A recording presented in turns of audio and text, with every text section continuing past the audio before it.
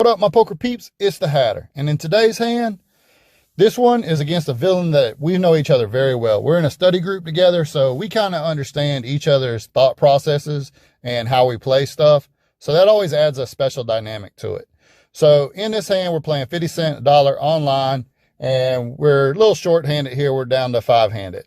So we'll jump right into the action, and I'll discuss how it all goes.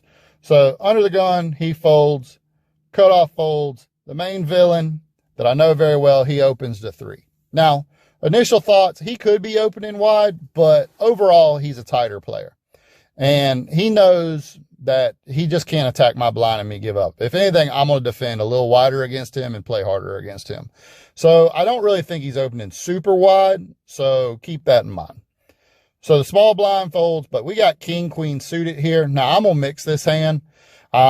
Against him, I'm going to call, because if I raise, he's automatically going to put me on a really strong range, and I don't want that against him because I'm putting him on a strong range. So I'm really hoping to call and make a big pot here if I can make a big hand with king, queen suited. Overall, this should be a mix. You could definitely be 3-betting this spot. And actually, I prefer probably a 3-bet in this spot because we're going to be playing out of position. But as played, I go ahead and call. And the flop comes 5, deuce, 5. Now, this is one of the reasons that I didn't want a 3-bet. And I'm going to explain why. So I'm going to check, and he's going to go ahead and bet. Now, of course, if you look at this, I pretty much have nothing. I have king high. I have no backdoor spades, nothing like that. But what I do know is this, and I'm already thinking ahead to the next street. If I can get a somewhat clean turn card, and what I'm not looking for is like an ace. I really want another low card to come off, because he knows I could very easily have a 5 in the big blind. I'd be calling with any 5, pretty much 4-5, 3-5, 5-7, 6-5. He knows that I would be defending with all these, ace 5, all these hands. So what I'm going to do is I'm going to try to rep a 5 on the turn. So I'm going to go ahead and smooth call the flop, which I do here. And then actually we pick up some value here on the turn and the queen, but I'm still going to stick to my plan of the story I'm telling. And now it actually works out better because I do have value to back up what I'm about to do, because I'm going to try to represent a 5. So I check, and he's going to go ahead and bet. And now if I did have a 5, what I would do is I would raise real small to try to keep him in. So that's what I do.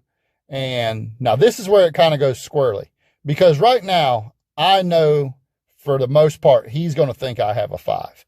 But he goes like deep into the tank right here. And as he's going deep in the tank, I'm starting to think like, man, what does he have? I mean, he could have kings and aces and kind of getting stubborn with it. Maybe ace, queen. Like at this point now, I know he has some type of value hand. Like he could actually have ace 5 suited. I mean, that's a possibility. I mean, we got ace 5 of hearts that could be there. We got ace 5 of spades that could be there. So these are hands that he could have that he would have definitely opened with. So when he calls, I'm not going to slow down because I still could be good. He could have something like queen jack. There's a lot of hands I beat. So the jack of spades comes, and now one of the hands he could have had that he thought about would be jacks. Now, the reason I think he would continue with jacks is because it's a min raise. But anyways, I'm going to go ahead and lead out because at this point, I'm still trying to rep the 5. And also, I got king, queen. So I have a decent value hand here. So I'm going to go ahead and go for half pot. And this is where something crazy happens. He goes ahead and pretty much min raises me back. And at this point, he never does this. 0 chance he does this if he cannot beat a 5. So now I know, it's as crazy as it sounds, like I know he has at worst ace 5. Like ace 5 is the worst hand he has right here. But I really think he has a boat. So I think about it, and I end up folding. Now, 99% of the time, I'm just going to go ahead and call and see what he has.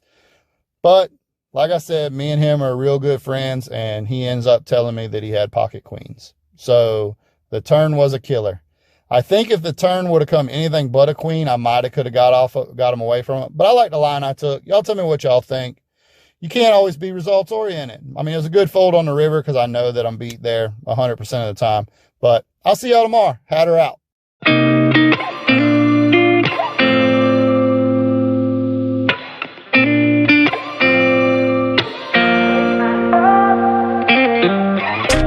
Gotta find my way